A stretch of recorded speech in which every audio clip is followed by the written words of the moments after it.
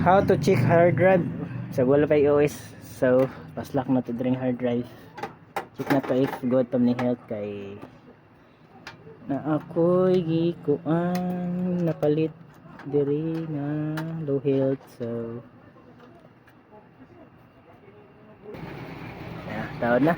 So ato yun, ating iyon paslak na akong USB na yun F9 sa boot menu kay HP. Dayon select na to tong USB na to nga format boy. Press any key to continue. Loading na.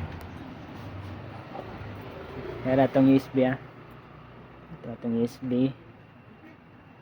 To check if good or bad pa ba ni kay replacement ni ayun palit.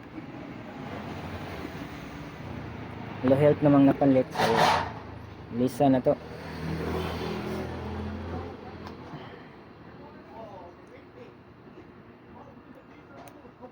Wait lang ta mag-loading ang ato ang USB.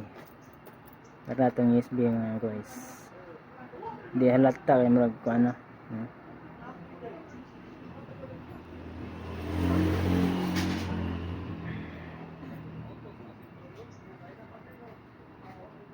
Pero if nana mo Windows daan, pwede ra ninyo i-slave ang hard disk.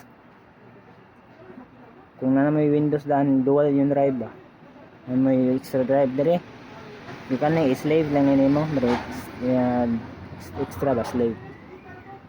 Pero wala man tayo slave, naman tayo itong special tool, parang sheet na to HDD Sentinel kagapon na itong gamit. Pero nasa itong USB.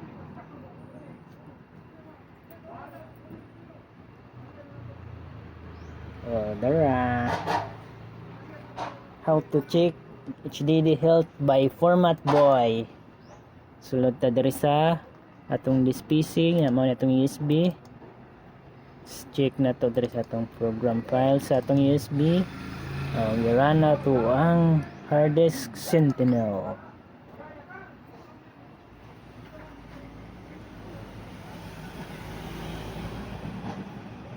Ug diara ni gawas na.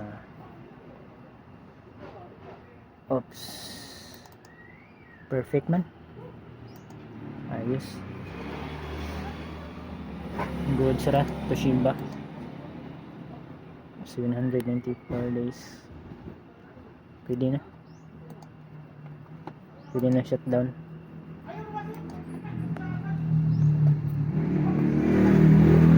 Thanks for watching.